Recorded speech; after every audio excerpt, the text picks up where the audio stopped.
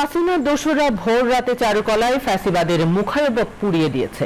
এই দুঃসাহস যারা দেখিয়েছে, সফট আওয়ামী লীগ হোক বা আওয়ামী বি টিম হোক, তাদের প্রত্যেককে আইনের আওতায় আসতে হবে দ্রুত।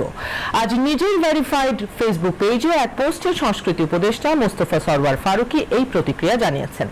ভোরে ঢাকা বিশ্ববিদ্যালয়ের চারুকলা অনুষদে নববর্ষের শোভাযাত্রা উদযাপনের জন্য বানানো দুটি মোটিফে পুড়ে গেছে। এর মধ্যে ফ্যাসিবাদের মুখাকৃতি মোটিফটি পুরোপুরি পুড়ে গেছে, আর শান্তি পায়রা মোটিফটি আংশিক পুড়ে গেছে। চারুকলা অনুষদ এক বিজ্ঞপ্তিতে জানিয়েছে, ফ্যাসিবাদের মুখাকৃতি মোটিফটি কে বা কারা আগুন দিয়ে পুড়িয়ে দিয়েছে। শাহবাগ থানায় সাধারণ ডায়েরি বা জিডি করা হয়েছে। ফায়ার সার্ভিস বলেছে, অনেকগুলো মোটিফের মধ্যে দুটি মোটিফ পুড়ে যাওয়ার ঘটনাটি রহস্যজনক। পুলিশ এ নিয়ে তদন্ত করছে। এই ঘটনা নিয়ে সংস্কৃতি বিষয়ক উপদেষ্টা বলেছেন, এই শোভাযাত্রা থামানোর চেষ্টায় আওয়ামী লীগের হয়ে যারা কাজ করছে, আমরা শুধু তাদের আইনের আওতায় আনব না তা নয়, আমরা নিশ্চিত করতে চাই এবারের শোভাযাত্রা যেন আরো বেশি তাৎপর্যপূর্ণ হয়।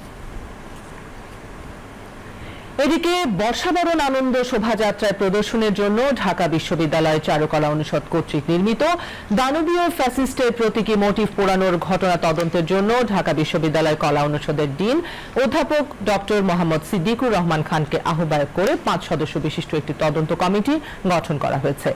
ঢাকা বিশ্ববিদ্যালয়ের এক বিজ্ঞপ্তিতে জানানো হয়, কমিটির অন্য সদস্যরা হলেন আইন অনুষদের ডিন অধ্যাপক ডক্টর মোহাম্মদ ইকরামুল হক, আইসিটি সেলের পরিচালক অধ্যাপক ডক্টর মোসাদ্দেক হোসেন কামাল এবং সহকারী প্রক্টর ডক্টর একেএম নূর আলম সিদ্দিকী।